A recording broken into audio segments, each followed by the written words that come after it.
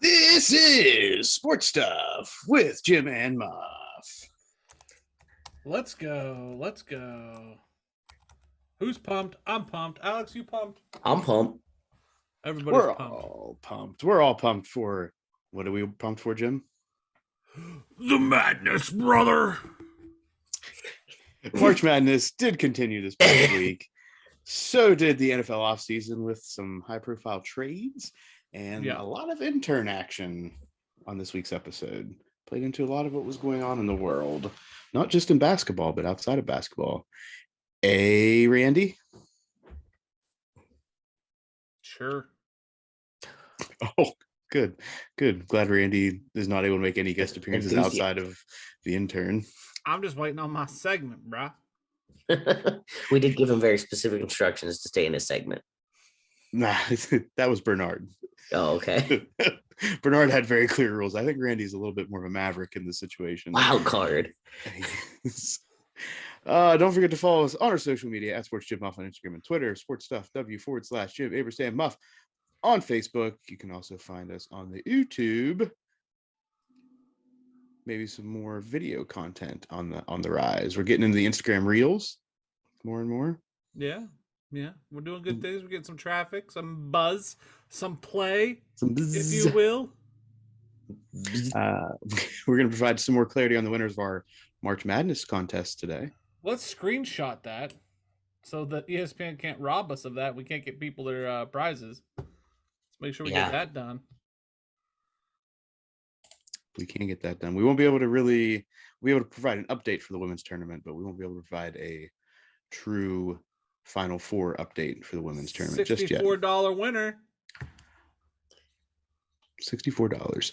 We will not have a betting show this week, but our initial thoughts and a brief breakdown of our standings going into the Final Four will be on center stage. Anything else? Intern tasks. What else we got going on? A new segment in the making, Jim? Teaser. New segment teaser. Getting pumped for that. What we're gonna call Mount Massive. So get excited for that. We're gonna bring some people in for that sporadically. We don't really have a plan here on Sports Stuff with Jim and Muff. We all fly by the seat of our pants. So get ready for the new segment as we make it up as we go along. I'm just excited that there's some good stuff to talk about. There's stuff brewing in the sports world. Yeah. Well, WrestleMania is next weekend, so we got that. There you go. The Masters. Stupendous. Masters in 2 weeks. Before we know it, it'll be the time where we get NBA playoffs and NHL playoffs all at once. We're going to stay positive from now until football season again. Well, the antidepressants are working for us, so we're going to try. Yeah. How many days do we have till football season? I don't know. You were supposed to keep track of that. That was supposed to be your stick. We have 164 days until NFL football. Is that actual NFL football or is that playoff football? What? No. I believe it's till opening day NFL season. But not like preseason. No, it's preseason. No, I think it's opening day. That's what I meant.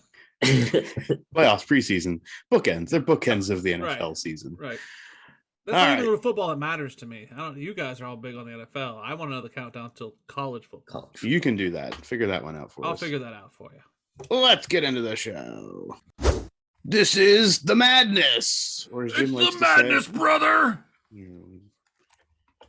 When's the WWE induction ceremony? Is that during WrestleMania? I think that's this week. It's WrestleMania week, so everything gets heightened. The sports spectacle begins. So they take over a town. It's gonna be crazy. My wife's gonna hate me because pro wrestling will be on the television every night this week. Big things.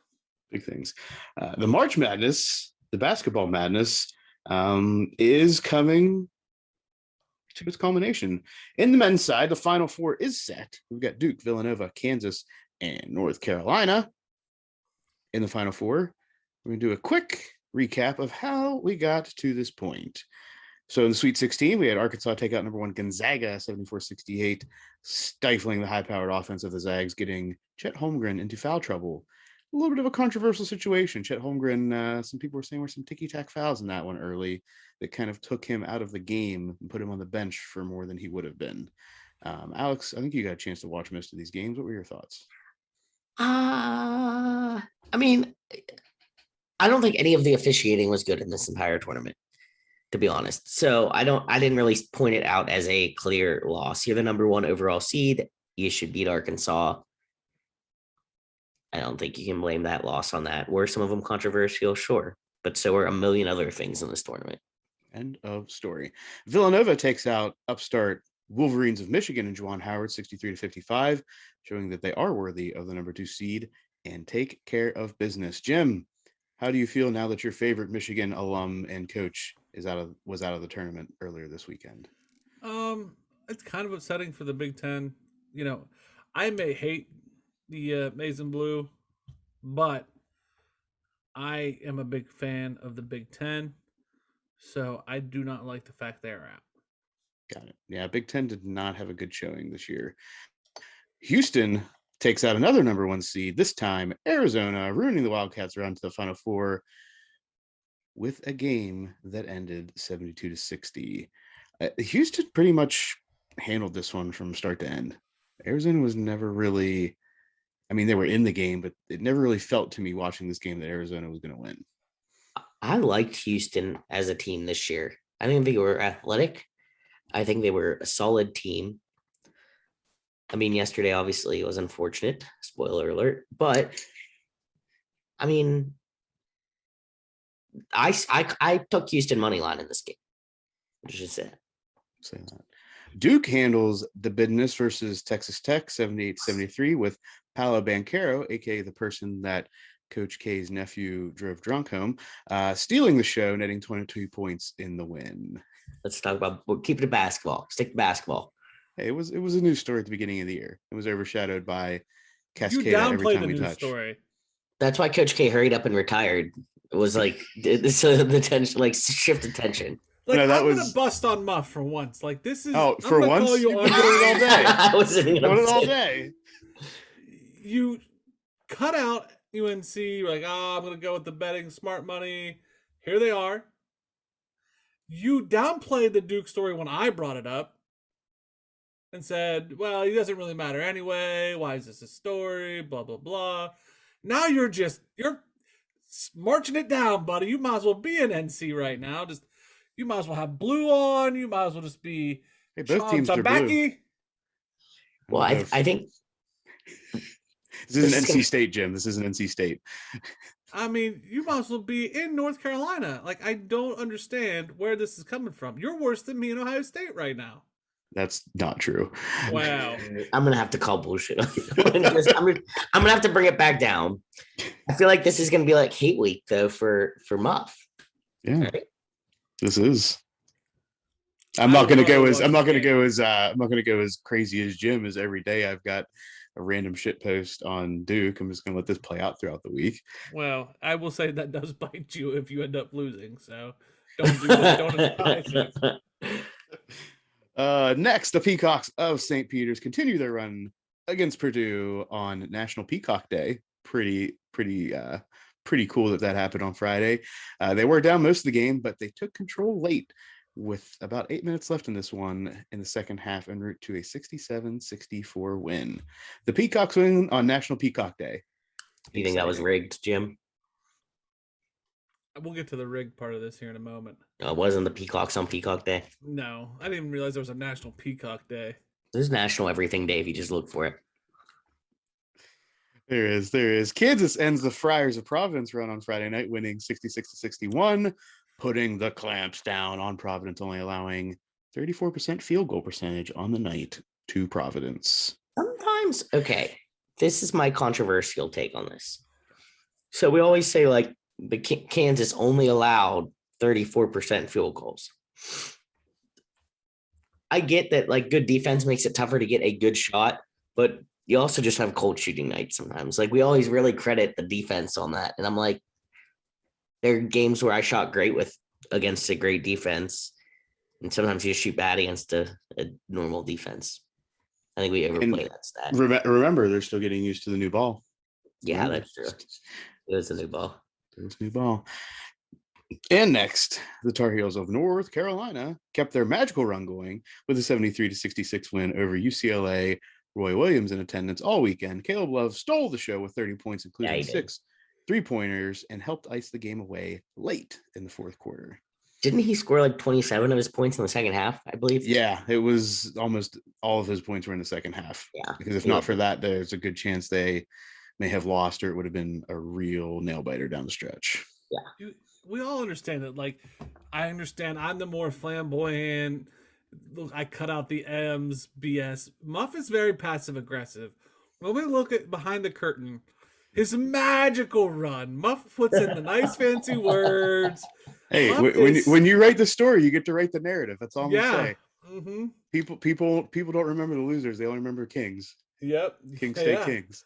You like to forget the losers when it's the Steelers. You like to remember the winners when it's your team. Have we ever not talked about a Steelers loss on this show? Very quickly and with a lot less words than when you put in magical run by North Carolina. But do we talk about Ohio State wins in more detail than we talk about Ohio State losses? I talk about it the same way across the board.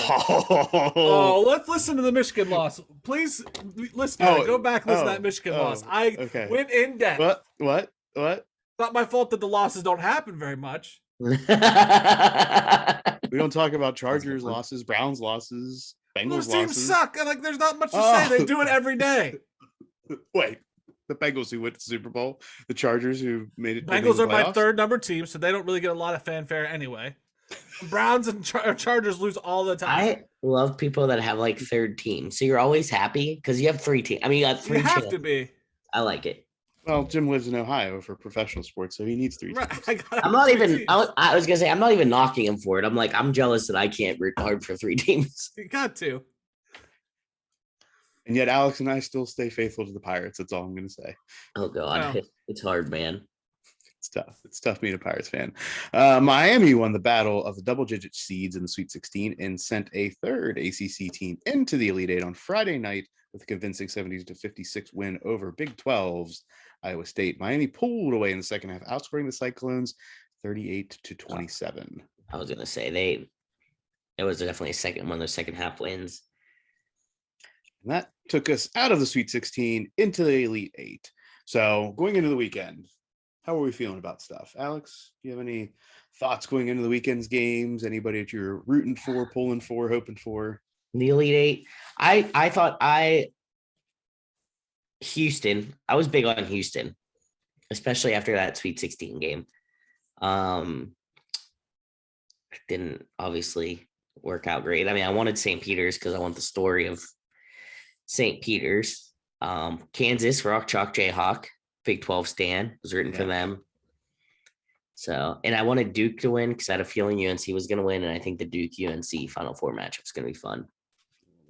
So, as far as long shot team, the long odds, I was hoping for Miami because I wanted another ACC team in if possible. Like, I thought that was going to be cool if there was 2 or 3 ACC teams in the Final Four since they got so much crap throughout the year of being a bad conference. I think it would just come full circle for them. And more on the chalk line, even though Villanova has taken down North Carolina in a championship game in dramatic fashion, I'm a fan of Jay Wright. So that would be my chalk team there. Jim, do you have any thoughts About how I felt going in the weekend? Yeah. Any teams that you're like, oh, this would be nice? I mean, I had some tacos. Tacos were good. Like, I wasn't paying any attention, guys.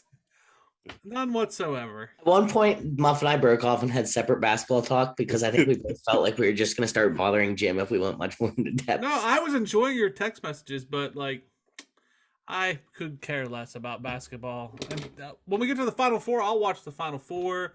I will watch the finals, but this is the part of the whole basketball tourney situation where I just get lost. So you liked the first, like you liked like the big first round with all the big like possibles for big sets. And then I get bored, and then the Elite Eight happens, and I'm like, you're sparking my interest a little bit. And then when it gets down to the Final Four and the finals, then I'm like, I'm back. I'm back. Yeah. You basically sit out the round of 32 in the Sweet 16. Yeah. Every time. Okay. All right. Which brings us into the Elite Eight. Villanova and Houston kept throwing jabs on the defensive side of the court, but it was ultimately Nova that hit the haymaker, winning 50-44 in the lowest scoring Elite Eight game. And I don't know if they said ever or the modern era. I don't know how that works whenever they keep track of those stats. Both teams were held under 30% shooting on the night. Nova just had enough on the offensive side, while Houston was on the Struggs bus all night. Unfortunately for you, Alex. Yeah. I took Houston money line in that game. What did you take, Muff? I took Villanova to cover, or did I take the over? Maybe, but I think you might have taken both, but definitely the No, over. I didn't. No, I didn't. Okay, it was the over then. It was the over because that was the game I texted you. I was like, yeah, the over's not looking great. It was like 40-40 with 5 minutes left. I was like, whew. Yeah, the over. The over was only 127, so it wasn't like it was like. That's right, because I believe this was a part of a separate conversation. I said we're going to need at least 2 overtimes to get to the over. No, I was in on that conversation. I was there for that. That's you were in that one. I start watching basketball again, and I kept track a little bit. Next, we have Coach K and Duke continuing to write a fairy tale ending, dominating Arkansas 78-69. Somebody's writing it. Somebody's writing this. That's true. Listen, I mean, equal opportunity fairy tale ending. Paolo Banchero kept his cool as Arkansas doubled him and kept him from taking over the game. Duke in this one was just too deep and got a huge game from center Mark Williams, who tossed in a double-double with 12 points, 12 rebounds, and added 3 blocks. While only 3 blocks from the ACC's leading shot blocker, he made his presence known in the paint all game long, redirecting drives and making Arkansas feel uncomfortable. Alex, get a chance to watch this one? I kind of watched on my phone, kind of was forced to watch a movie with my girlfriend. So I was double screening.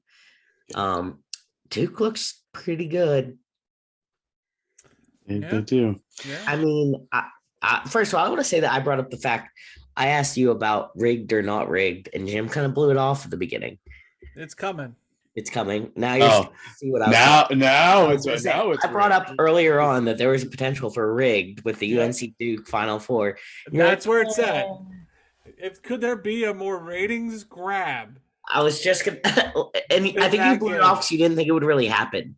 Oh, yeah, absolutely. I was like, no, I have faith in the amateur sports realm. They're not gonna do this. Well, Coach K gets his dream fairy tale ending. I think the best out. You want to? If UNC wins, I will not say it's rigged. If UNC loses, it's rigged. Even though UNC is a lower seed, and technically, don't Duke's care. Okay, Duke's a 2 seed. Care. This is not abnormal. But don't care.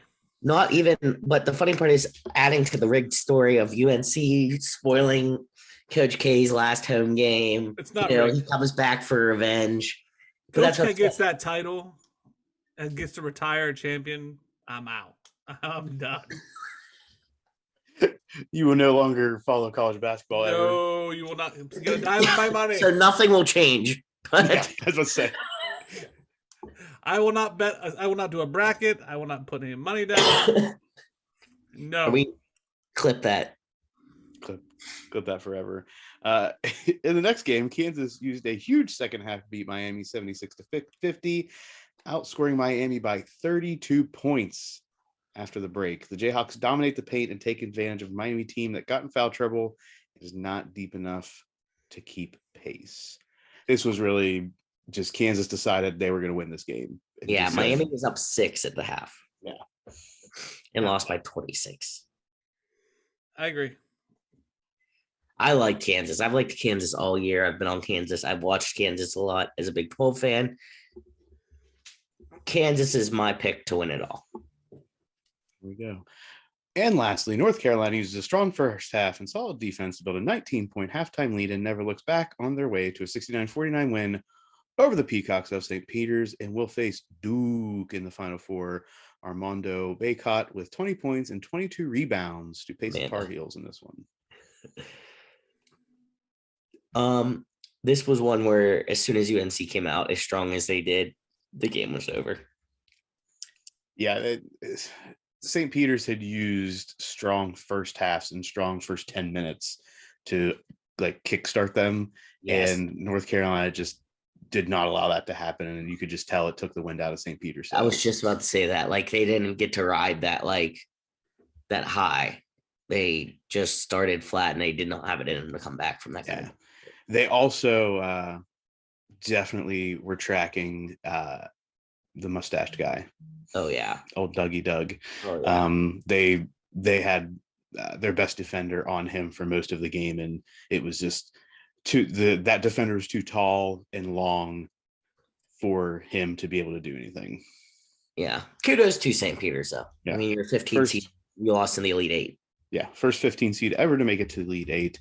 And breaking news, although you won't hear this until Tuesday, but breaking news on Sunday night, Shaheen Holloway is finalizing an offer with Seton Hall. Let's all be shocked like we thought he would actually be at St. Peter's again next year. Right. My argument from before. I said more the players, but it does suck whenever you see a good team like this. And I don't knock him for it. I mean, that's his whole career path is to go through the chain to get to a bigger school. So, I'm not mad. Don't knock him for it, but it sucks. Like I would like to see St. Peter's stay the St. Peter's they are now and see where they grow into, but good on him. I would have liked one more, like maybe 1 or 2 more days before this break. Yeah. Like pretend. Yeah. Pretend that this hasn't been going on for the last week or two. I guess his intention might've been, but Adam Schefter probably got a hold of it and let the world know. Means it's probably wrong. All right. So our initial thoughts on the Final Four, at least on the lines here. So we've got Duke, North Carolina. The line is Duke -4.5 and over under of 150. I'm gonna put money on it. I'm gonna send my money to Muff Nack. If I have money still left in the pool of Muff Nack, I'm gonna put money on UNC Plus the points. Plus the points.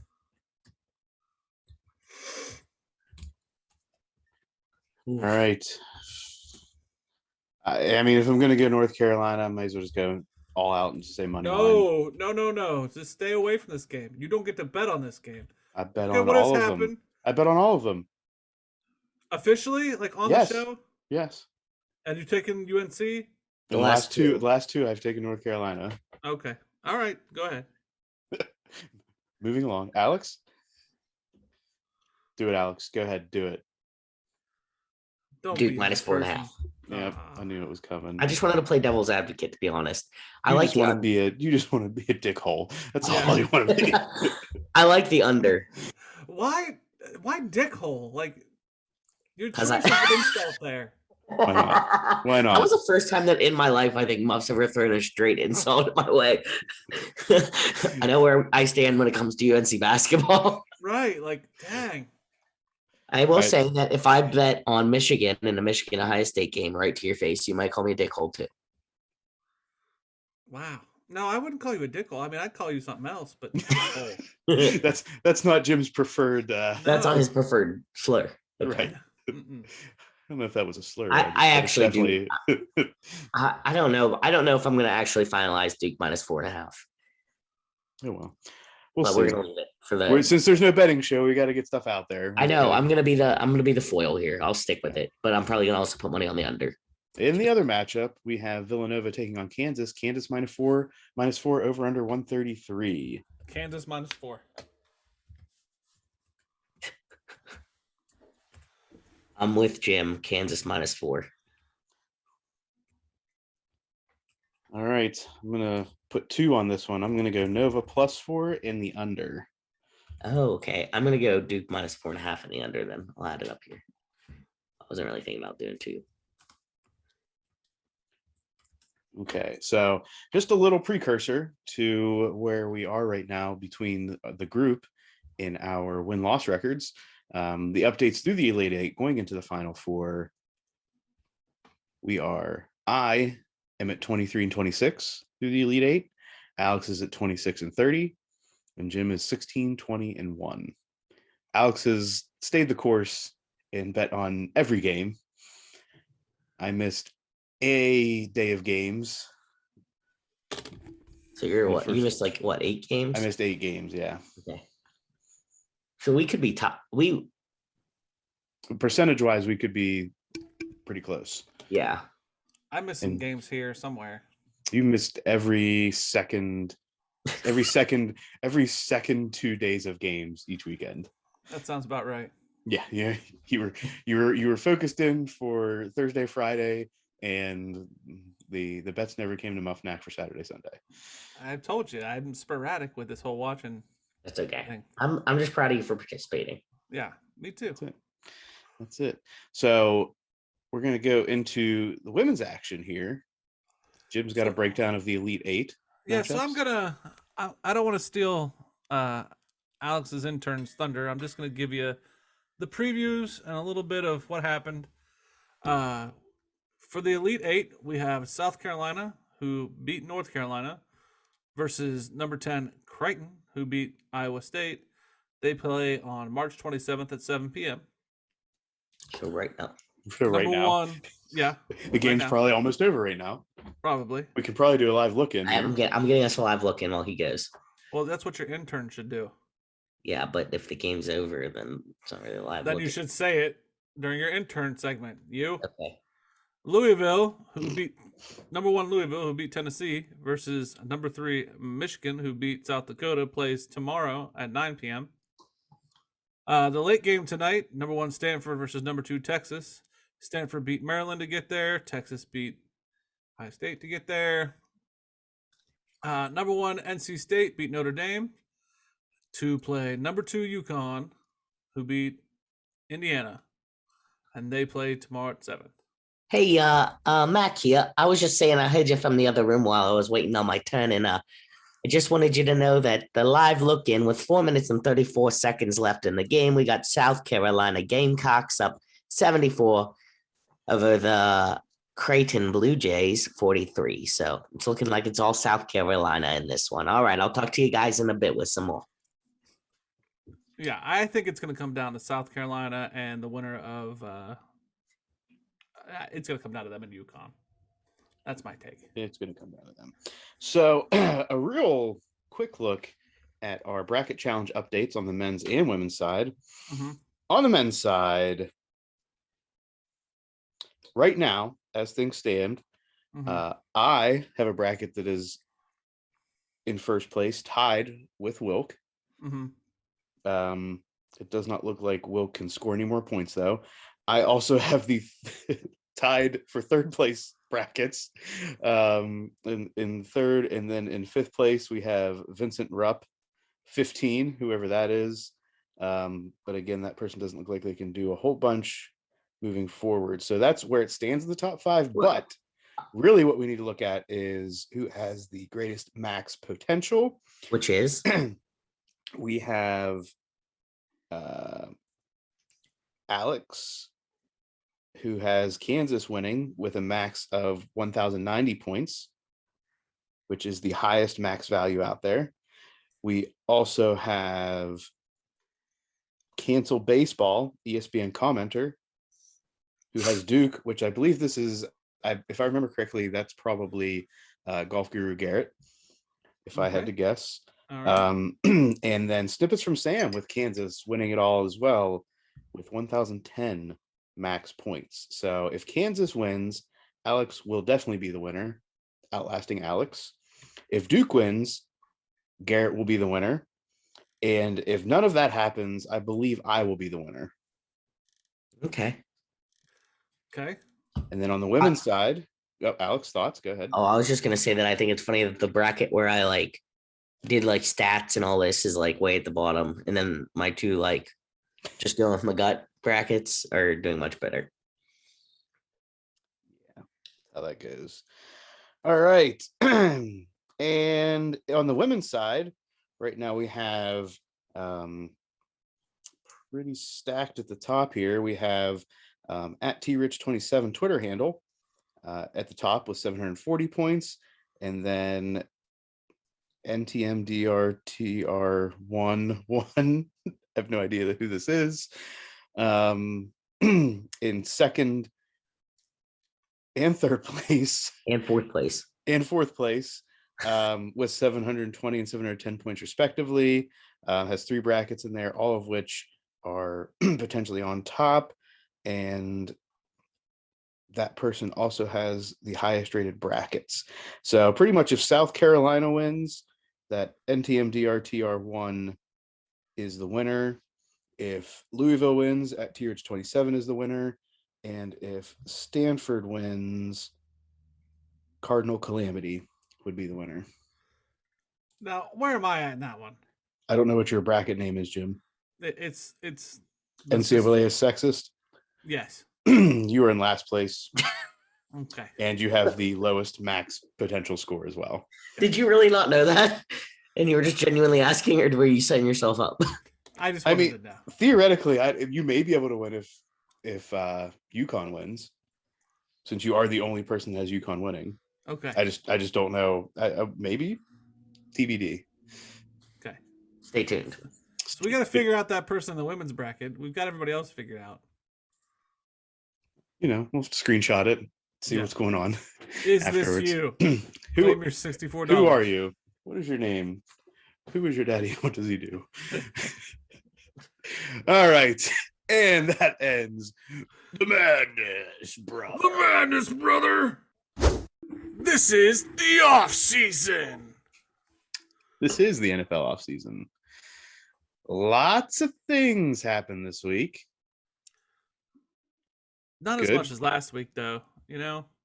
Well, I'm going to say there's more important things that happened this week than last week overall. This is more like of a letdown. Tyreek Hill, that was kind of a pick-me-up, but like the rest is kind of like... Spoiler alert. Yeah, you went right there and just ripped it right off, didn't you? Right, you got to hit the Band-Aid and go. So we're going to go chronologically starting on Monday. Last Monday, Mm-hmm. What was going on? Last Monday, Johnny Hecker, arguably the best punter in the league right now, signs with the Carolina Panthers in a salary cap casualty for the Super Bowl champion Rams. He goes to Carolina. Mm-hmm. Good for him. Well, they punt a lot, so they should have someone that can He's punt going to well. be busy. Going to be busy. I was going to say, I mean... May not be good for his Hall of Fame resume punting in Carolina, but may get a little tired. Yeah. Tight end Robert Tonyan returning to Green Bay to give at least one familiar weapon for Aaron Rodgers. But don't forget that he was coming off a season-ending injury from last year. So who knows what this will mean for the Green Bay tight end. Mm-hmm.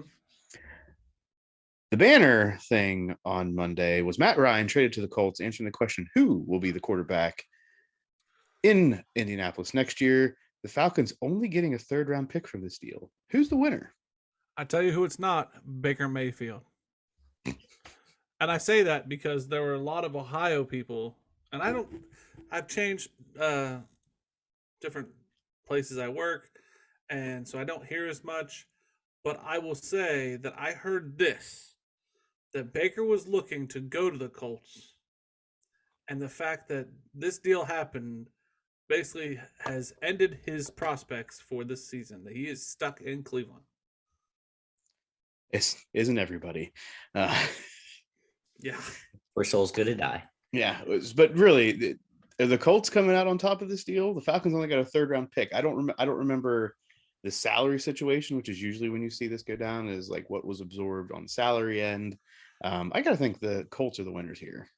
I think when we get to Friday, I think I have a different take. I think it's a draw because of what happens Friday. Fair enough. Jackson Mahomes gets a new TikTok partner as the Chiefs sign Juju Smith-Schuster. How you Yinzers feel about that, eh? This was pretty known that this was going down. Yeah, I'm not crushed that he's gone. I mean, he was good, but I think he's replaceable, to be honest. He was not the number one receiver anymore. Deontay Johnson had surpassed him. So What do you think? So let's just run through what the Steelers do have. What are you guys leaning on in Steeler land? Mitchell Trubisky. Najee Harris. Okay. Pat Freiermuth. Deontay Johnson, the number one receiver from last year. James Washington out the door. Huge go out the door. There have been some offensive line moves. Defensively, I don't Miles care about Jack. any of that. I want to know weapons. What do you got? Najee Harris, Deontay Johnson, Pat Freiermuth.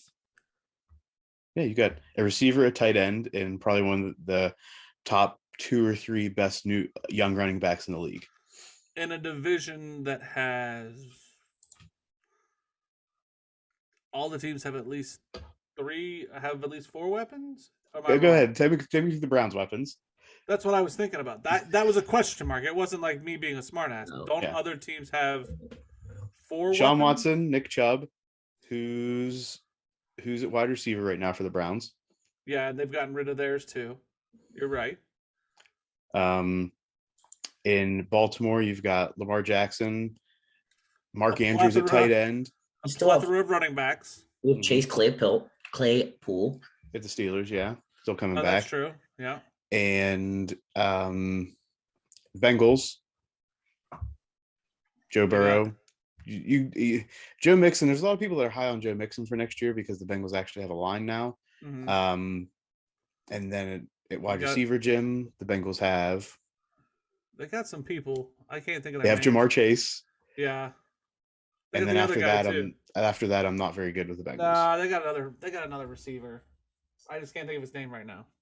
Yeah. So it's all about even then. The quarterback Minus the is the quarterback question mark in issue. Pittsburgh. Right. Okay. Yeah, Let's who's move that Osuzuki guy or what? General Shesky, who the Steelers Olszewski. signed. Yes, I cannot. They signed him. He's going to be like a third or fourth wide receiver, and he's going to be a special team guy. Like that's where that's going to be. That was a New England signing to bolster the special teams. Because they got rid of Ray McLeod, right? Right. Yeah. Ray McLeod's out the door. So lastly on Monday of the notable signings, Chris Godwin signs a 3-year franchise deal with the Bucs, rejoining Tom Brady. And at this point, ... question mark, because there was some chatter about if Tom Brady was going to stay in Tampa Bay. So to backtrack to Cincinnati wide receivers, you got T. Higgins, Tyler Boyd, Jamar Chase. Just names. I want to make sure we had the names out there. Got it. We roll into Tuesday. The Falcons re-sign Cordero Patterson. Fantastic for him after Matt Ryan leaves. Carry on. Keep going. Former disgruntled Bears wide receiver Allen Robinson signs a 3-year deal with the Rams, helping to re-support that wide receiver core going into next year. Yeah, I think with Odell being hurt, Robert Woods coming back from injury. I think that receiving core is going to be good. Yes, I think there's no problems in that receiving end, and Allen Robinson is going to be rejuvenated because he's been in wide receiver hell over the past 3 or 4 or 5 years of his career in Chicago. Yeah, Cooper Kupp, Allen Robinson, Van Jefferson. Robert Woods coming back from injury, right? Or did he get traded? Yeah. Okay, that's what I forgot his status. That Ben Skowronek guy. Mm-hmm. Tyler Higbee. Yeah. So, yeah, I'm not worried about the Rams' weapons. Former Chiefs wide receiver Demarcus Robinson to the Raiders. Welcome the trend in Kansas City. Jameis Winston re-signs with the Saints for 2 years, sealing that he'll probably be the guy in New Orleans. Yeah, I see some draft issues where New Orleans picks up a quarterback, and we're all like, "What?" I think that happens. Yeah, I won't be saying what, because where is New Orleans in the draft order? They're not as low as you'd think. They're in the middle of the pack, which means they're probably going to be picking the second or third best quarterback in the first round. Or they trade up. I personally don't see teams doing a lot of trading up this year for the quarterback. Okay. Personally, we'll see. We got a lot of time to get into that conversation. And then lastly, on Tuesday, Leonard Fournette resigns with the Bucs. Again, ... Tom Brady. Wednesday, the only big news on Wednesday that was worth chatting about, Tyreek Hill traded to the Dolphins from Kansas City for multiple 2022 and 2023 draft picks. He inks a 4-year deal. I think this is the $500 million deal for Patrick Mahomes coming finally to the fold in Kansas City. Yeah. At this point, Miami's starting to make some moves now too. I was going to say, I don't hate Miami going into this year. They've got Mike McDaniel, who's a proven offensive mind at head coach. They've brought in a stable of running backs, really. So they brought in Raheem Mostert from San Francisco, who was with Mike McDaniel when he was in San Francisco. They already had, who was there? Chase Edmonds. They brought in Chase Edmonds and Myles Gaskin. Tua is there, and they now have weapons. So yeah, Teddy Bridgewater's his backup, who I don't think is a terrible. So I've never been a Tua fan. I've thought. Oh, we know. this is going to be a problem. I think this is truly Tua's last year to prove himself. Yeah. That I said the same thing. I was out to eat with somebody, and I was having this conversation, and it was, this is Tua's shot, and if he messes this up, he's done. So surrounding Tua, he's got 3 decent running backs: Tyreek Hill, Jalen Waddle, Devontae Parker, Mike Gesicki, and Alec Ingold as a fullback. And they've never had a bad defense. The No, defense has never really been the issue. The offense just has never been able to put up points. exactly. And that with that offense, if you don't get something done, I don't know what to say, because that's not a bad core around you. And on Thursday, we have Marquez Valdez-Scantling out of Green Bay joining the Chiefs on a 3-year deal. This is part of that replacement. Let's get some talent that's worth a little less money to us to put around for Patrick Mahomes, and another wide receiver out of Green Bay. I think MVS replaces like a DeMarcus Robinson type. Like, he's actually a better quarterback or wide receiver than we give him credit for. He played with a lot of other good wideouts in Green Bay. Yeah. I mean, he was not the focal point, at this point, I don't know who the focal point is. Travis Kelce's the focal point in Kansas City. Yeah. They'll have Juju, Marquez Valdez-Scantling, Mecole Hardman's still there. They have Josh Gordon. That's true. I forgot if he's still going to be in the league by then. Yes, potential, as long as he behaves. Yeah. Which brings us to Friday. Former first-round quarterback pick Marcus Mariota signs a 2-year deal with Atlanta, leaving the Raiders. What will his role ultimately be in Atlanta? I think that was one of the better moves Atlanta could have done. I think that's a good choice of quarterback. I think if they shift the style in which they play to maybe a quicker, more mobile quarterback, I think this can help. At least will be a nice Band-Aid. I think you'll see a better win percentage out of Atlanta. They won't be knocking down the doors, but I think you'll see a better Atlanta because of this move. I disagree 120%. I'm on Muff side here. Atlanta has nothing left. Calvin Ridley's supposedly, nothing has changed otherwise, not in for the year. They've never had a run game. And who are their weapons? Marcus Mariota is throwing to air at this point. Okay. Marcus Mariota is throwing to Olamide Zaccheaus, Kadero Hodge, Frank Darby. I'm telling you, he's throwing to air. Kyle Pitts is a good tight end. Oh yeah, that's fair. I think it'll be okay. All right, I think it'll be okay. And lastly, on Friday, they have 9 picks. Yeah, that's true. 9 picks. That's true. In the NFL draft. So what are we thinking they're going to get from that? They're going to bring in what? First, like, impact players, there's rookies in all 9 of their picks, or at least in 4 of them? I think it will turn out to be okay, Muff. All right. What is okay? I need an over-under here. Wins. I think they get 7 to 8 wins. I'll say 8 wins. So they're 8 and 9. Yep. Around 500. I give them no more than 6 wins. Okay. And lastly, on Friday, Cleveland signs Jacoby Brissett at the quarterback position on a 1-year deal, which begs the question, what in the hell is going on with Baker Mayfield? What is the scuttlebutt in Columbus, Jim? You're not going to like it. You guys are going to argue with me. There's 2 trains of thought. He's stuck. There's 3, I should say. He's stuck. There's the NFL is going to suspend Watson for like 4 games, so we need somebody to go in there. And he's going to Pittsburgh. I just was about to say, I wouldn't hate having him.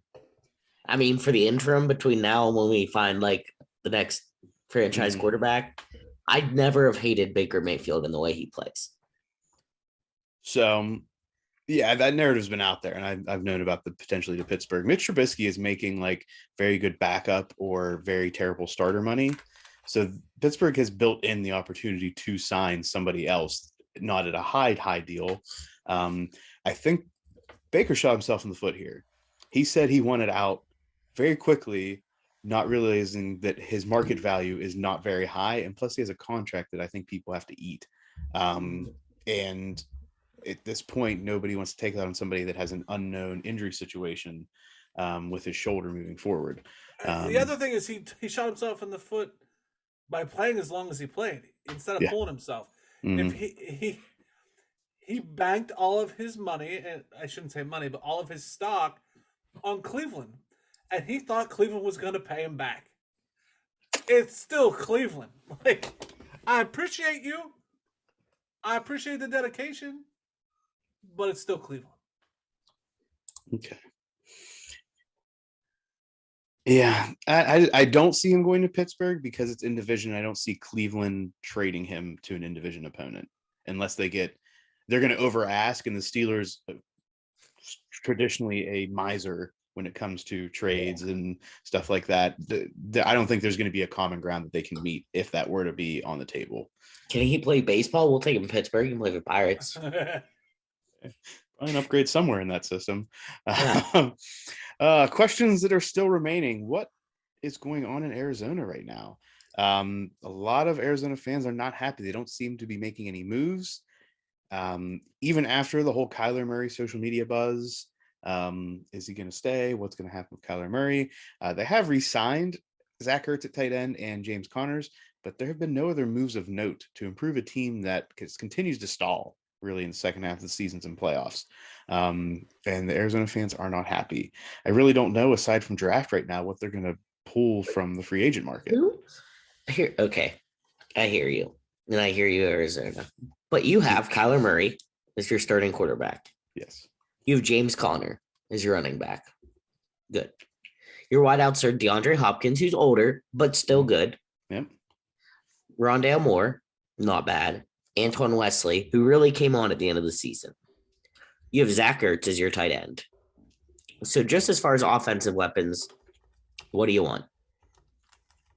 You have J.J. Watt, still on defense. I mean, Jalen Thompson, Buda Baker. Who, yeah, I mean, like, what do they look like? Just because you're not making moves, like, if you have a team, like, I don't think the team collapsed because they're a lack of talent. I think the team collapsed because the team collapsed. I mean, 2 years in a row, though, Alex. Remember, they're the best team to bet on in the first 8 games. But my argument is build on something. Like, you have the talent. So maybe, what about your specialist coaches? What about something's not clicking, but I don't think it's lack of talent. So I see and I disagree. I agree and disagree. Something is going on, but I think you have enough talent that they can make this work. Yes. Okay. All right. Other questions. We've talked about the Falcons. We've okay, here's one. Does Matt Ryan to the Colts make them a contender for at least a divisional crown? Yeah, I think so. Yeah. I think a contender, sure. I mean they've got the best running back in the league. The Colts are the Colts. Like, they're always going to be in there swinging, I think. Yeah. Good running game. Yeah. A little bit of follow-up with the Steelers. There was video of Mike Tomlin and current GM Kevin Colbert gushing over Malik Willis at his pro day, but it's very doubtful the Steelers are that he's going to be around when the Steelers are on the clock at pick 20 in the first round. There is a lot of discussion, and I know Muff next said that Malik Willis is going off the board first in the quarterbacks. I just don't know. This doesn't make any sense to me as to why people are making a big deal of that, because we don't know the Steelers and they're not trading like future number 1 draft picks for an unproven entity. Like they did it for Minka Fitzpatrick and that has worked out, but they already knew what they were getting there. I think you put too much into the old traditions that maybe things have changed. You don't know, Muff. Inserts never change, Jim. You know that. We'll see. How about your Chargers, Jim? Any items in the Chargers camp? I haven't seen a lot. I know that the Chargers are in desperate need of some building in the offensive line area. Could always use a wide receiver. I'd like to see them tighten up the tight end situation and the linebacker situation. we've built the defense up a little bit, but I would like to keep the quarterback upright a little more. So let's focus on the tight end and offensive line, please. But Any other questions in the offseason right now? Thoughts? Things that are going on? I mean, we talked about the Browns. I'd like to see them get a wide receiver. Will Fuller, rumors that they might look at him. Well, he's a perfect Brown because he's going to get hurt. Yeah. There's rumors that Odell Beckham might come back. I feel like that would be the ultimate eat crow situation, and Odell Beckham doesn't do that. Well, I think his issue was with Baker. Yeah, Baker still might be starting the first 4, 5, 6, 7 games of the season. Yeah. Well, but Odell's not coming back the first 4 or 5 games. So the Deshaun Watson, which you've alluded to, and we just kind of more directed at, is there is an unknown right now with his status. Yes, there's no criminal charges. There's still civil suits waiting. I heard on a podcast over the weekend that I forget which player was referenced. It may have been Ben Roethlisberger from earlier in his career, that there was not as many allegations, but he had some of those, and civil suits took 2 to 3 years before they were concluded. And I don't think, given some of what Roger Goodell has had happen over the past 3 or 4 years, that he's trying to suspend somebody before the court of law has had their say. So I honestly don't think that Deshaun Watson is going to be missing any games this season because of a commissioner suspension. I think that down here they're saying it's going to be a given. Like, he's going to get suspended. That's what I've heard. Right. I mean, I'm just, Columbus is Columbus, so we'll see. Columbus is Columbus. And that wraps up Jim. The off-season. These are the interns. All right. Oh, goodness. These are the interns. That time of the episode where you get to hear updates from our interns and the hilarious, often mindless tasks that we've sent them on in the week that was and what will be the week upcoming. This week, we're going to hear from Jim's intern first. Yep. So I had Randy. He told us about the slap fighting last week. And he put out a taco air frying recipe on our Twitter. If you want to learn how to deep fry tacos, look at our Twitter page. I asked him this week to find another obscure sport, and I asked him to look up a dessert. So let's bring Randy in. How y'all doing? Randy. Yeah, buddy. I'm looking to see what you figured out for us. Well, you see, I did some deep diving while I was exploring the city of Bangkok. Randy, why are we looking at Bangkok? It don't matter why I was looking at Bangkok. You don't ask a man about Bangkok, okay? Anyway, I was looking at Bangkok, and I found this sport, Sepak Takraw. It's a variation of kick volleyball. Very interesting stuff. I'm still exploring it. Apparently, you can do it on rooftops. Apparently, it's a big old thing. You use almost all your body but your hands. I plan on giving you guys the rules next week, but let me tell you what's very interesting. And I plan on just bringing it to you. I want to spark Muff's interest with it. But I tell you what else I got. Y'all ever heard of... Wait. Uh-oh. Sorry, Muff. I apologize. Question. Yeah. Do they use their butts? Apparently, Muff, I'm still deep diving on this. I will get you the answer when I deep dive, whether they can use their butts. Okay. That's all I need. That's all I want to know. Thank you. Thank you, Randy. I will bring you the butt information next week. Okay. From Bangkok. All right. So, have you ever heard of hand pies? No. Was this in what was that? The demon barber of Fleet Street? Is that from this movie? I was going to say. No. Muff, I ain't into musicals like you are, sir. So just calm down. Hand pie. You're getting all juiced up. All right, so hand pies. Let me give you some of the ingredients. 14.1 ounces of refrigerated pie crust. Now, that's for you, Muff. I don't know if you're any good at making homegrown pie crust. So if you need to go to Kroger and get yourself some pie crust, you do that. Grown pie crust. I like to double it because you know I love me some hand pies. Get half a count, 21 ounces of apple pie filling. Now, you can do that if you'd like. If you like apples, sometimes you like the blueberries, sometimes you like the strawberries, sometimes you like the raspberries, okay? Whatever you want, because they're hand pies. You can put anything you want, just like mama's pies, okay? You need a large egg, a little bit of water, teaspoon of sugar, and sauce for dipping. Now, you're going to ask me what kind of sauce. It's up to you. Sometimes you like that caramel. Sometimes you like that chocolate. Sometimes you like just a regular old frosting. It's up to you, sir. But them's ingredients, okay? Any questions so far, Muff? I don't know. Does Alex have any questions? I'm gonna get to him. I'm asking you. I'm thinking this is like a mountain pie, just in an air fryer. Exactly. I think you're on to it, you West Virginian mountain pie. I understand you. All right. So you remove the pie crust from the packaging. Be careful; it could explode and spook you. Okay. Allow it to come to room temperature.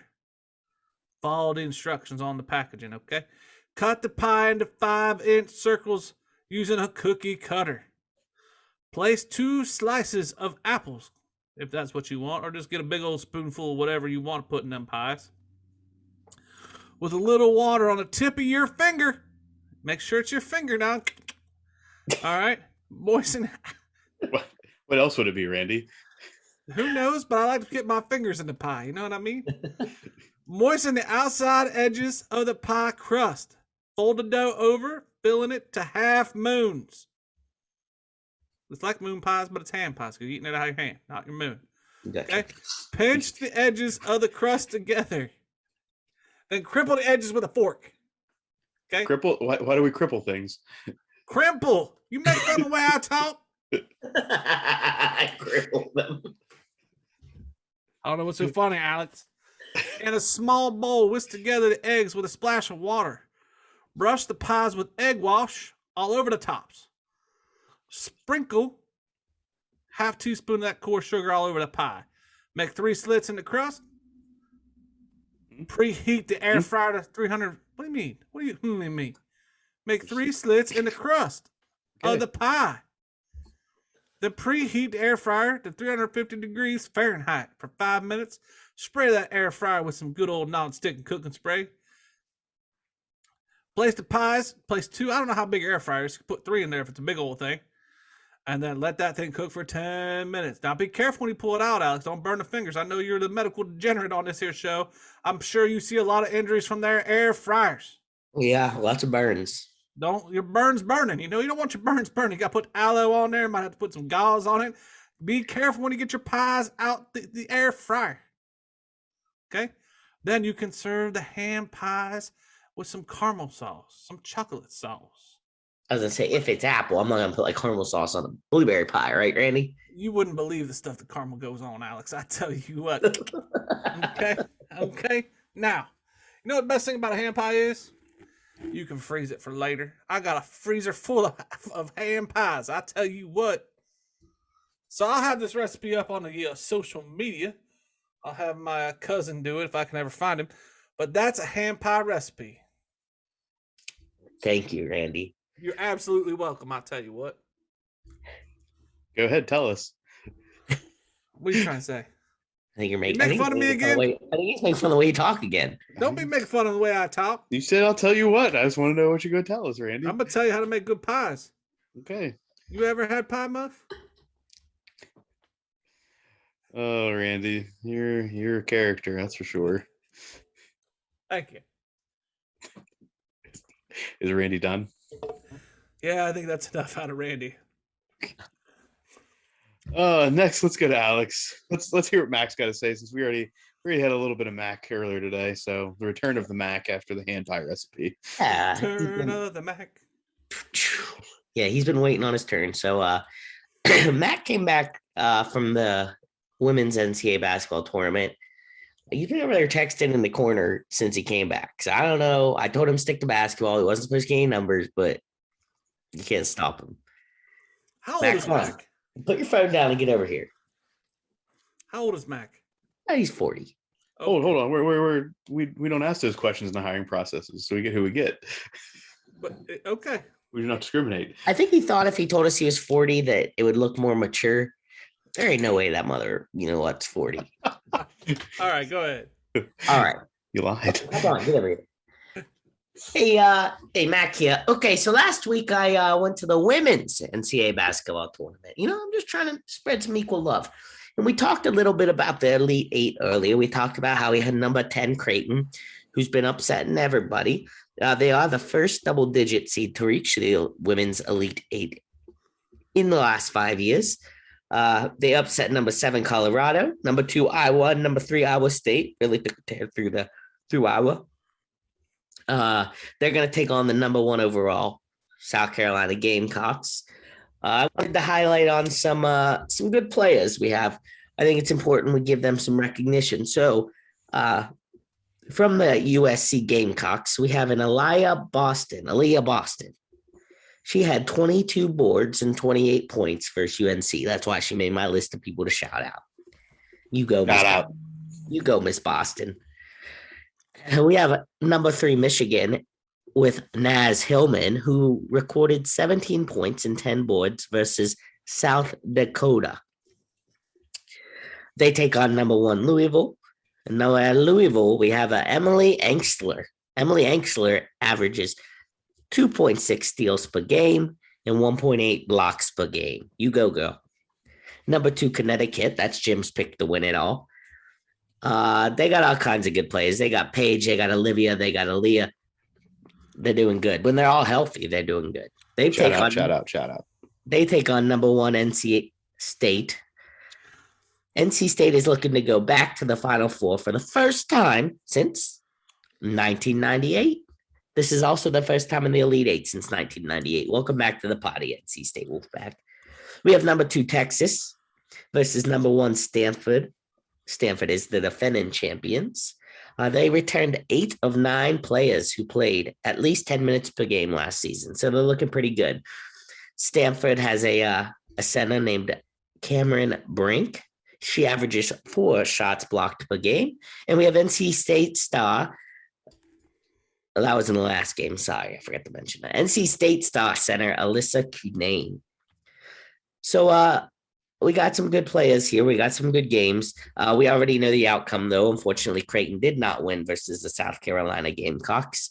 Some notable things from the first round of the tournament. Let's go back. Because you're not in the Elite Eight doesn't mean you don't deserve a little bit of a shout out. We had number 12 Belmont. They pulled off a big upset against number 5 Oregon in overtime. Number 10 South Dakota had upset number 7 Ole Miss. We had number 11 Villanova upsetting BYU. We had number 2 Connecticut routed number 15 Mercer 83-38, which I thought was cool because he had that little, I think it's called a palindrome whenever they go back and forth like that. We had number 12 Florida Gulf Coast upset number 5 Virginia Tech.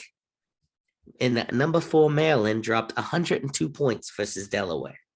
In the second round, we had some upsets. We had number 10 South Dakota taking out number 2 Baylor. Number 5 Notre Dame dropped 108 points versus number 4 Oklahoma. Number 6 Ohio State. Jim, this one's for you. They upset number 3 LSU in the second round of the women's tournament, 79-64. In the Sweet 16, Ohio State almost moved on. They only lost to Texas by 3 points. They lost 66-63. Notre Dame made a valiant attempt on NC State. NC State won 66-63 as well. Number 3 Michigan held on to barely beats number 10 South Dakota 52-49.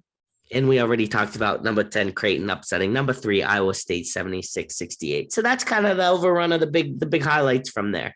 You go, girls. You're doing great. I think that's all. That's my update. I got to get back. I think my phone's going off. Mac, Mac out there getting the numbers, doing his thing. Next, we're going to check in on Kev, my intern. Kev's task was to go to the North Carolina Sweet 16 and ultimately now Elite 8 matchups and try to get a photo with at least one of the players or head coach Hubert Davis. Let's see what we got going on from Kev. Kev, how'd it go this weekend? How was the North Carolina Tar Heel matchups? So I didn't have to go far to this one. I was just down the road. Just got to go down to Philly at the Wells Fargo Center.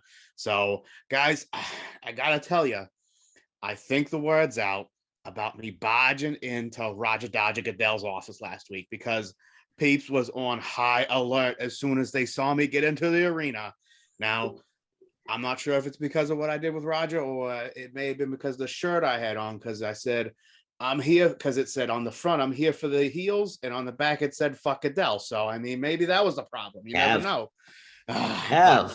But hey, listen, me and Roger's not getting along. I mean, I just trying to get more gambling. But what am I gonna do? But I don't think that caused too much fuss because they let me in the game. They just said I gotta turn my shirt inside out. So long story short. Shirt short, got it. I'm hilarious. Well, every time I tried to get close to the court or to the coaches and the players, I had lots of people looking at me weird. So I didn't get any picks this time, boys. I got a hold of Mac. I don't think he got any either. I think he was trying harder than I was. But I'm still riding with the Tar Heels all the way to the Final Four in New Orleans. Oh, it may not be Mardi Gras, but I'm going to have a blast and get those grenades, those big drinks, I'm going to drink them down all day and all night. So I'm pumped to go to the Final Four. I mean, I think that's where I'm going. If Muff doesn't send me that, and I might have a new shirt that says "Go Heels, fuck Muff." But what are we gonna do? We'll see. I hope Muff he's listening to me right now and say, "Hey, go down to the Final Four, Kev. See what you can do." So Muff. Oh, I just thought maybe Muff would want to rip the Band-Aid off and give it to Kev right now. Kev, we've been over this. I don't know if the budget's going to allow you to go to the Final Four in New Orleans. At the very least, you're going to be in Chapel Hill. We'll figure it out. Can we talk to Kev about his language? Yo, Jim, why you got to be ragging on me for this? I'm just You're over an intern. here. Let's rein it in, intern. Listen, if you want the people to gravitate towards your show, you're going to let me talk more. So the cabs are here, all that stuff. Just let me do my thing. All right. You watch the Jersey Shore, right? Just let me talk. The people love them. Snooki, all that stuff, Okay. You got problems? You want to go outside? Oh, God.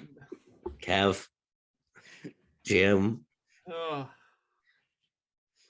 All right. So what are the tasks for our guys this week? All right. Thanks, Kev. Kev's just starting fights all over the place. Maybe this is a reason for him not to go to the Final Four. Alas, though, I am going to send Kev to the Final Four.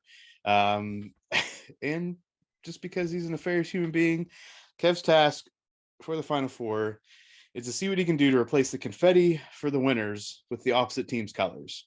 I'm going to ask him to try to be a little bit more conspicuous and discreet this time with his attire. We'll see what we can do. So that's Kev's task for next week. Okay. Alex? All right. So I talked, Mac had a little too much fun last week. I think he needs a break from his phone. Someone has sent him somewhere he probably ain't going to get service, or at least not a phone bill I'm paying for. He's going to go to Qatar, the World Cup location. Okay. The Men's World Cup will be starting in November in Qatar. And Mac is going to go out and talk to the people, get some facts, things we should know, and discuss what the climate will be like there for our guys.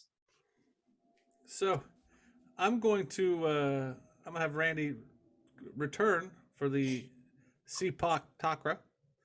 Tell us a little bit more about it. And I'm going to send Randy with Mac to Qatar so they can report back together. And we'll see how it turns out. No air fryer recipes this time around. But it's going to be, I'm going to send them on a dual adventure. Let's see how it turns out. Oh, man, this is going great. Randy, right? We're going to have a good old time, aren't we, boy? Yeah, we're going to have a good old time. Yo, y'all can go to Qatar. I'm gonna go down to New Orleans. Drinks. Vodka toddies all night. Screw you all. I'm going to New Orleans. Well, you're one of them city boys. We're I gonna go venturing. don't think we really wanted him anyway. No, we do not. All right, and that's dumb intern task. Do. This is Quick Thoughts. Hello, everybody. Welcome back to a Quick Thoughts. This week we are starting in a topic we don't talk about too much: tennis. Ugh.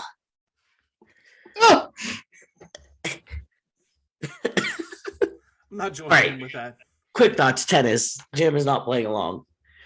Women's tennis star and number one in the world, Ash Barty, announces her retirement at the age of 25. Those around her say that it wasn't a surprise, sharing that at age 23, after she won her first major title, she was already talking about ending her tennis career. Will we see trends like this in all major sports moving forward? Muff, since you participated in my you get to go first. So I mean, we're already seeing this in, I would say, higher contact sports like football, where we're seeing people retire earlier. This, I think, is going to be an outlier in tennis. Tennis, I mean, I think mid to late 20s is usually the prime of a tennis career. I did a little bit more in Ash Barty is a little bit we'll say has a different mind, and I think she has other goals than just being a tennis star. So I do think we will see in major sports more, especially as high contact sports, especially anything where CTE may become an issue like football, more of this go down. But I think in tennis, this is an outlier. I would say it's not necessarily an outlier to be that old man on the porch. I think that younger kids are more aware of the wear and tear on their body that sports brings. I think maybe it's an outlier in tennis, but I think you're going to see the retirement age in professional sports definitely decrease across the board because they understand branding, they understand marketing, they understand the business side of sports, and they no longer need to play there till they're dead in the dirt. So I appreciate both of your takes. And I just was curious about something, so I looked it up. What do you think her prize money winnings are? Just prize money since like her lifetime earnings? Yeah. I'm going to say just under 30 million. Jim? Yeah, that's high for me, but I'm not going to doubt Muff on numbers. I guess I didn't understand how high tennis got paid because it's $23,829,071. Yeah, we never hear about how much they win because it's all about getting like Wimbledon, you get the plaque or the whatever that thing. Like you never hear about what they win. I mean, even in golf, you hear about the prize money, but you don't really hear about it in tennis. That's why I did not realize that she's 14th all time in earnings. Yeah.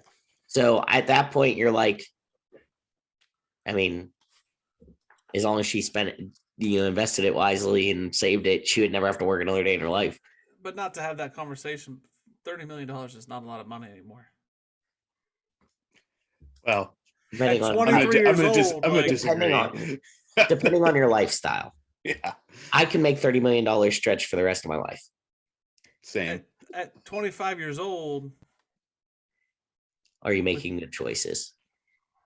Well, I'm saying more like, how long is she going to live? The cost of things. Yeah. I'm just thinking about what I would do with that money. You hope she invests it. You got people that she's probably looking after. I got you. There's, money, Jim. Yeah, I just don't think that $30 million in 2 years, that's 15. I just don't see her hanging on to as much as we think. I got you. That number just surprised me. Yeah, so, good talk on tennis. Moving on to another topic we don't talk about very often, soccer. Italy fails to qualify for the World Cup for the second straight time after a 1-0 loss to North Macedonia. which apparently used to just be Macedonia, but there were some kind of weird things. Now they are North Macedonia. On Thursday, Italy has gone 60 years without missing a World Cup up until 2018. Does a former world powerhouse like Italy missing the World Cups put anything into perspective for the U.S. men and their lack of success throughout the years? Jim? No. I think it. In what sense, I guess, is the question. Like, so this powerhouse misses 1 in 60 years, so U.S. gets a pass? No. I think it means that that's kind of a fluke thing. And it is probably pretty hard to make the World Cup, but they've been doing it for 60 years. And if to use the whole American pride thing, we're America. We should have the best resources and best skills at hand. We should at least be sniffing at it, not the joke of it. Muff, rebuttals?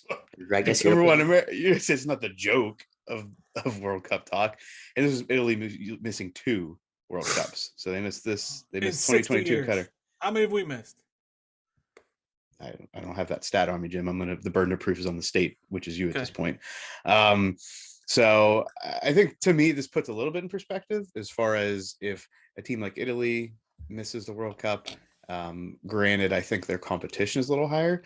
The United States, while they have not clinched a World Cup berth in 2022 in Qatar, they did win tonight like 10-2 or something like that. And I think they just have to not lose by like 4 or 5 goals to Costa Rica in their last qualifier to make the World Cup. So I think the United States is well on their way to making the World Cup. But I think this just, again, America type of stuff, like the United States isn't going to be the best at everything. And we all know that soccer is not the sport that the youth of this country aspire to be great in for the most part. There's so many other more glorious sport endeavors to be a part of than soccer. So until that changes, the best athletes in our country are not going to be on the pitch. On the pitch. We've missed 11 in 60 years. I was just trying to look. 11 World Cups, so we've only been in 4 of them. We've been to 10 total since the World Cup started. Yeah. Okay. Huh. When did it start? 1930. And our performance in them has not been grand. I was just giving the statistics. I'm not commenting one or the other. So I mean, I that was the our statistics. 3rd place is probably the highest we've ever gotten. And that happened in 1930. That was the first ever World Cup. Okay. That's my rebuttal. So that wraps up our tennis and soccer talk for the year. Moving on to NCAA basketball. We used to do a thing on the show where we'd say, and that's soccer. Oh, sorry. And that's soccer. Now, we'll talk more about soccer when the U.S. Men's World Cup comes along because it'll be football season, so I'm not promising anything. But we'll do our best. We'll try. NCAA basketball. NCAA has charged Memphis and Penny Hardaway with multiple infractions, 4 level 1 infractions and 2 level 2 infractions, not wasting any time after they were ousted from the NCAA tournament. Hardaway is the only Memphis staffer named in failing to demonstrate that he promoted an atmosphere of compliance within the men's basketball program. This started with an infractions case regarding former star James Wiseman in spring of 2020.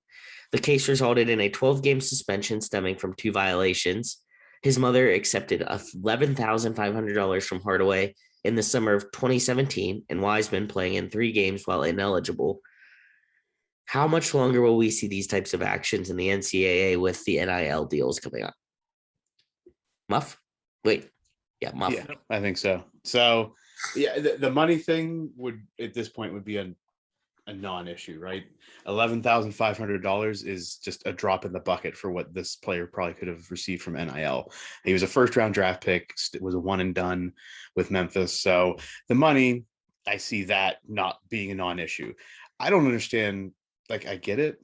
We still have to do things, and we still have to pretend like the NCAA cares about these infractions. The playing while ineligible is like the one thing that's never going to change, right? I don't see those rules ever coming away in the eligibility. I'm assuming academic eligibility in this case.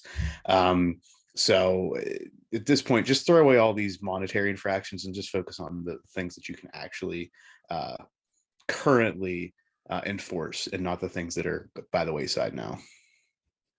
How Jim? can a governing body who doesn't know how to police themselves or the NIL rule at all, and who has willingly thrown up their hands on numerous occasions, hold anyone accountable to anything? I don't understand. I don't get it. So to answer your question, we'll see these violations whenever the powers that be decide they want to make themselves look official. I have no real answer on how long it will be. It'll be whenever they're like, oh, we got to say we still exist, so we got to punish someone. It is stupid. The organization is stupid. I hate the NCAA. That was bold. I do. Any rebuttal, Muff? I mean, I think we're on the same page with that. Okay, like it. Golf, Muff's favorite. WGC Dell Technologies match play took place last week, welcoming 64 players that are seeded 1 through 4 and placed into 16 different groups. A blind draw determines the groups, round robins of each group, and most points advances to the round of 16 that started on Saturday. Head-to-head on Saturday gets to the final 4 for Sunday, the match Sunday morning for the final 2, and then a championship final and consolation final. The winner gets $2.1 million. Second place gets $1.32 million. Third place, $852,000. Fourth place, $685,000. Jim, it is your turn. Does this format sound more appealing to you? And is there anything that would get you more interested to watch golf? One, we got to change the name of these things. They're too long. WGC Dell Technologies match play is too long. That's too wordy. 2, I like the way it's set up. It makes a lot of sense to me. I think the payouts are great. Muff, were like the big names in this. Yeah. Dustin Johnson was there, Brooks Koepka. The current number 1 is the person who won it, and that person's name, it's not Kevin Kisner. Is the person who's currently number 1 in the world is the person who won this tournament, or this match play tournament. And it's actually a really good story. He is like first 75 starts on tour, had no wins, and just this year in the 5 starts he's had 2 or 3 wins, and his like pretty much doubled his lifetime earnings just in like about 2 months. So this is like pretty much, to me, this is like the World Cup type of format, right? You get put into a group, you play each other, best person comes out, and then you get put in head-to-head matchups. This is the head-to-head stuff. This is very much, like the Ryder Cup. I have a question. Yeah. What is the time frame on this? It says Saturday, Sunday. So how quick does this move? I believe this started on Wednesday. So they're playing like 2 matches a day. Wait, so they play. Is that 18 holes and then 18 holes. They play 18 holes in the morning, 18 holes in the afternoon. Yeah. So this to me is a major flaw in the PGA. Like, I don't understand why we're not advertising this. I don't understand why we're not shorting the name of this. I don't understand why we're not promoting the hell out of this. This to me makes sense. This is worthwhile. I think you forget this round robin stuff also, like, and blind draw stuff. Let's promote this and book this the right way. Like, let's put Koepka and the big guy together if we have a shot at it. Let's make it interesting. Let's book this like WWE style, so we have the personalities playing each other. Let's learn from what happened during COVID and like let's mic them up. Let's make this an entertaining thing. I like that. Good golf talk, guys. That's golf talk. That is golf talk. Let's go to the NBA. This league. In an announcement that mirrored the start of COVID, a Pacers-Raptors game was initially suspended and then later finished thanks to a fire that started in a speaker above the court. What would be your announcement to the crowd in a situation like this? Muff? Excuse me, ladies and gentlemen.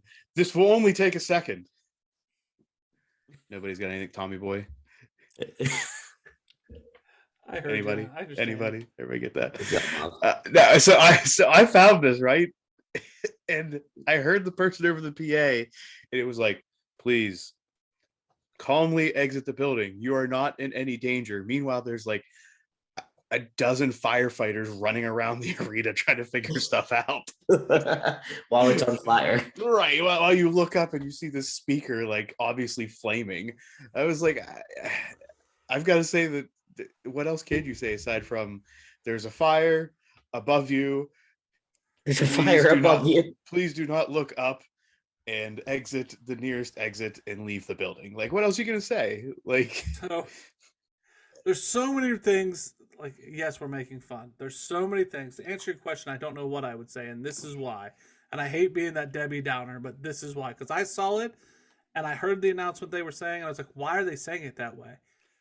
Because let's say they're not looking up or they don't notice there's a fire, but they know they have to evacuate. Okay?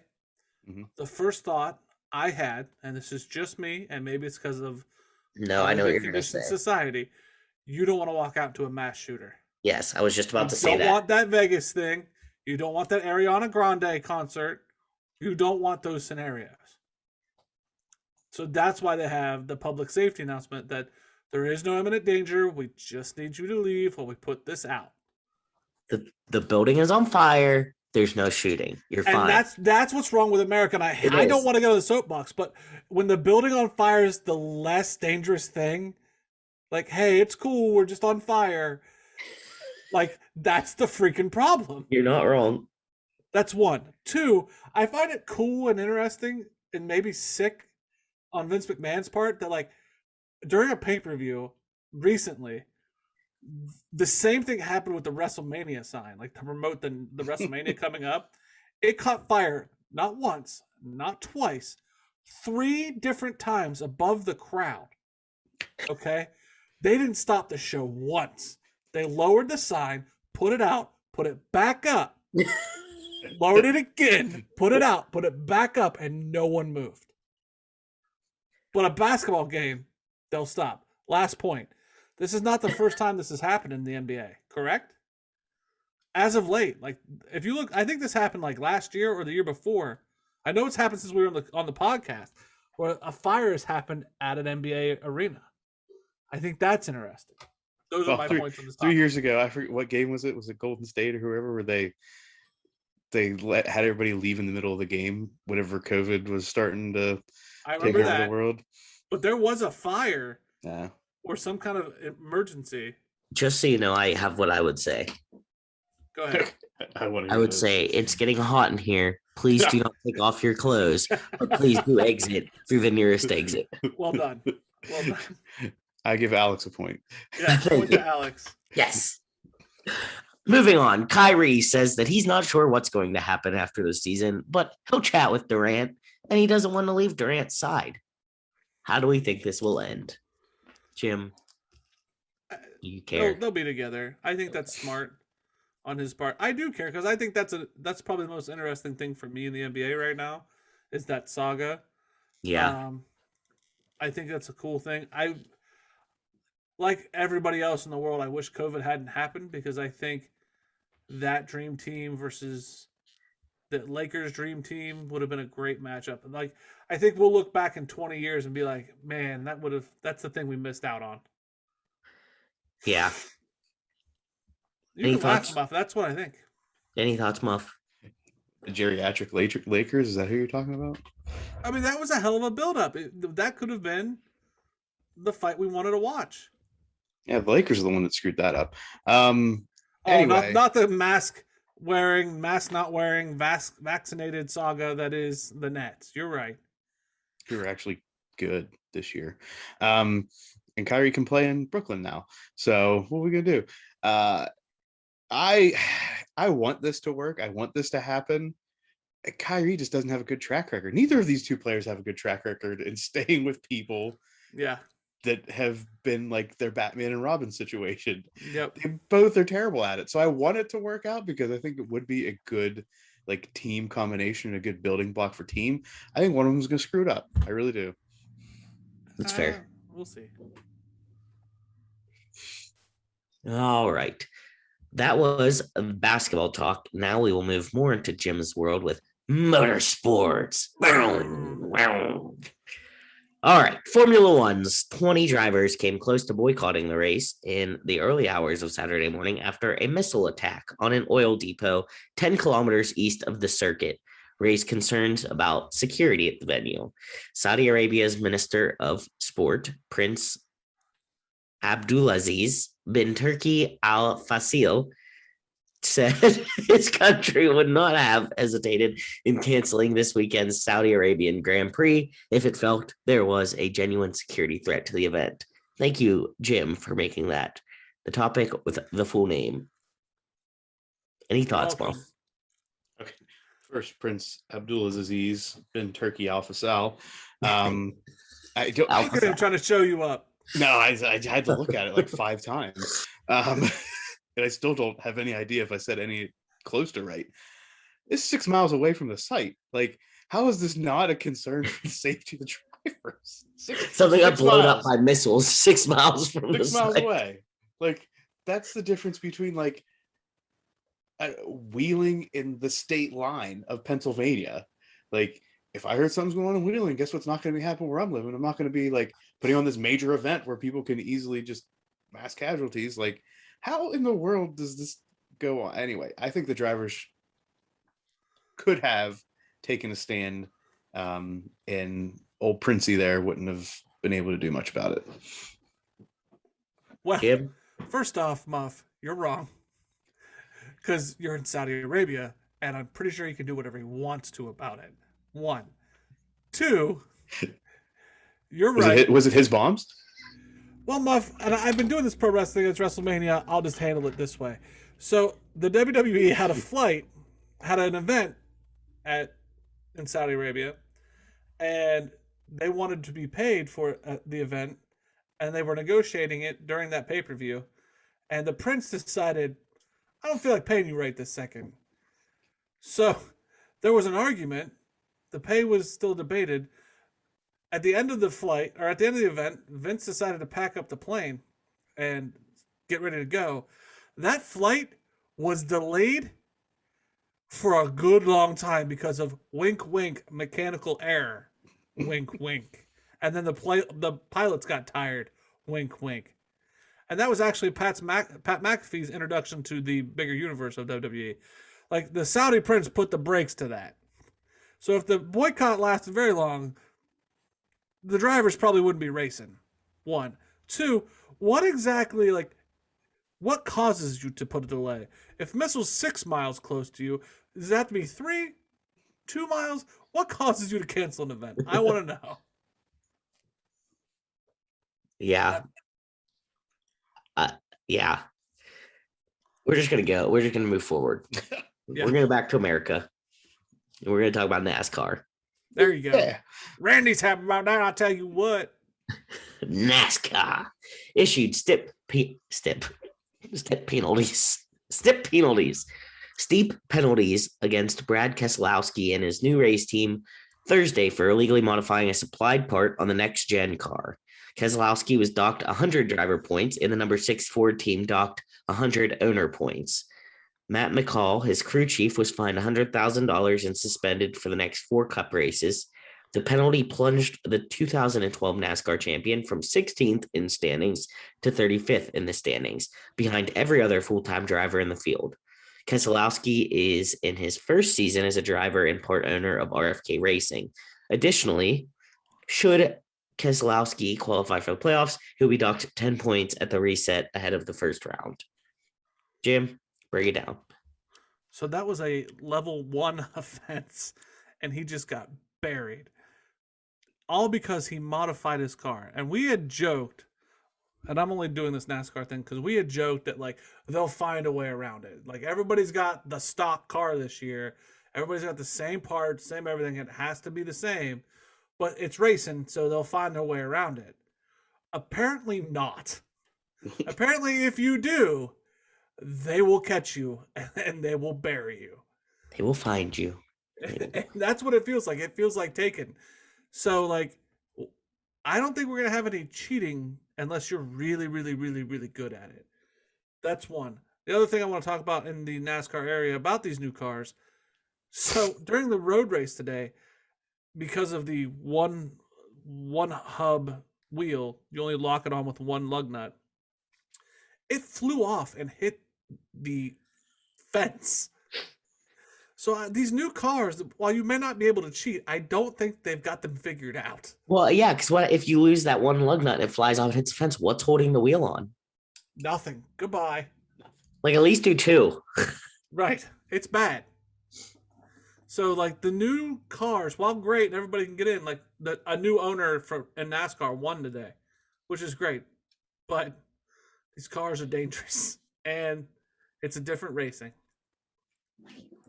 Muff, thoughts?